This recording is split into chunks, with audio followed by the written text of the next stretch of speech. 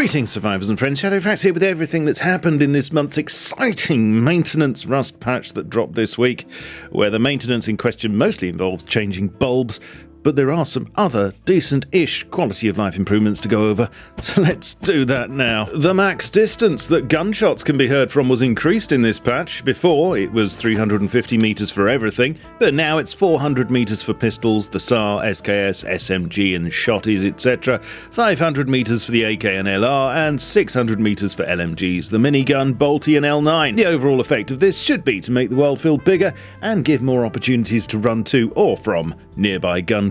Look at a sleeping bag with building priv and your hammer in hand and you'll now see to which team member it is assigned. A small but very useful change, as was the focus of last week's vid, yet another DLC just dropped for The Sims, Rust, and for a full breakdown please see that. I think most of the details are still correct. In brief, what you'll get in this one is a posable mannequin that acts like a locker without the belt bar, an IKEA lighting department's worth of lights including fairy lights, string bulbs, an adjustable chandelier, an electric table lamp, movable spotlights and fluorescent lights which can be used to grow things with, a wall cabinet with lights and a shelf which can also be locked. Forgot to mention that last detail last week. 2 types of beanbag chairs and some new wall, floor and ceiling papers. The price on the store for this is currently £9.59 in the UK, which is the same as the Pilot Pack, the Jungle Pack, the Abyss Pack, the Arctic Pack, the Adobe Building Skin Pack, the Brick Building Skin Pack, the Floor and Ceiling Wallpaper Pack, the Frontier Decor Pack, the Lumberjack Pack, the Medieval Pack, the Wallpaper Starter Pack, the Jungle Building Skin. Minicopters now have new visual and audio health indicators to give feedback on when they're about to self-destruct,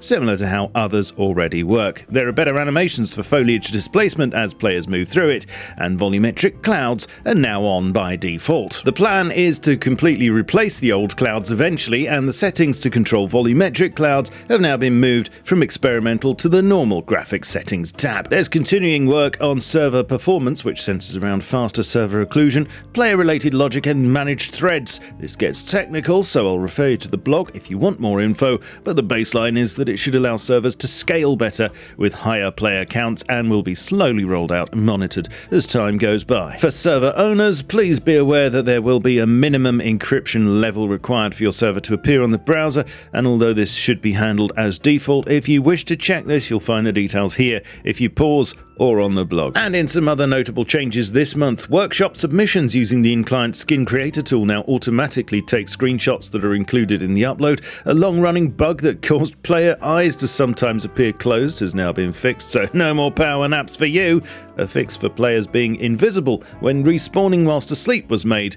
There's a fix to not being able to stack C4 with different frequencies even after disabling RF. Rugs won't now delete deployables when picked up on a tugboat, and sand dunes around the giant excavator will no longer block barricade deployment. There are a few other small quality of life changes that you can read all about on the dev blog if you like, but looking ahead to the future now, in October some strong meta and balance changes are being lined up, and this is subject to change. So the team are asking for any suggestions you might have to be shared with them, so now's your opportunity. In November now, it was originally meant to be October but has been pushed back apparently, the naval update will be cresting with modular boats, the deep sea, new monuments and islands, and probably a buttload of DLC. I'll bring you everything I get on this of course, so make sure you're subscribed. And in December, Rust turns 12, which also means the announcement of that Warhammer crossover with yet again a massive DLC. In the commits, there's bunny hopping being worked on for bicycles that can be performed every 3 seconds with the right mouse button, and from the 20th to the 30th of this month,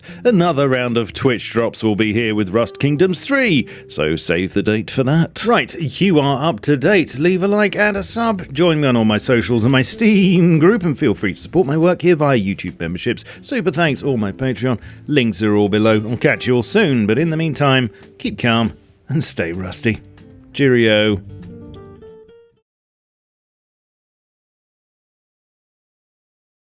DLC.